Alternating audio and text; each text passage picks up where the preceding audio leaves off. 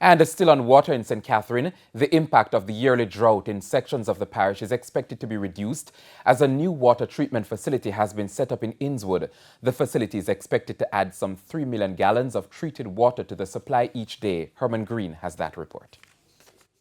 It's considered another effect of climate change, the seasonal drought periods resulting in parched farms and water lock-offs for households.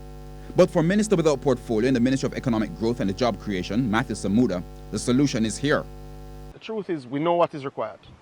We have the technology, we have the science, and we can fix our problems. We can build our water supply and our water network to the point where drought doesn't affect us in the way that it traditionally has. Mr. Samuda, along with representatives from the Water Resource Authority, WRA, the National Water Commission, and the National Irrigation Commission, toured an artificial recharge facility for an aquifer in Innswood, St. Catherine.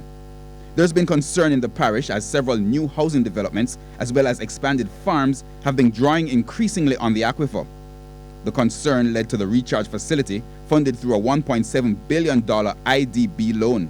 As far as we know, it is certainly the largest in the Caribbean and more than likely the only one in the Caribbean because we are not aware of it anywhere else. And what it is doing is it's taking roughly 5 million gallons of water per day from the canal system, treating it, and then it's being injected into the aquifer. The WRA managing director explained that the water is taken from the Rio Cobre, where the system removes sediments before channeling it into 8 wetland beds for purification.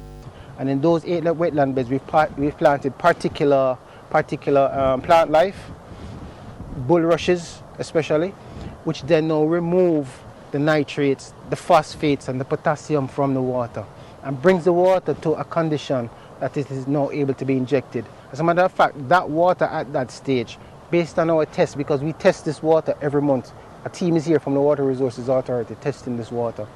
And that water, if you just chlorinate that water just for safety's sake, you can drink the water that's coming out of the facility. So the treatment is that simple but that effective. It's understood that the entire system uses no electricity or pumps and so will not have any significant operational cost.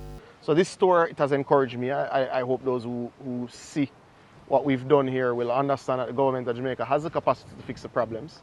We're very clear on the steps that need to be taken and we'll be taking them. The agencies are now looking at other areas where the system can be employed to water issues.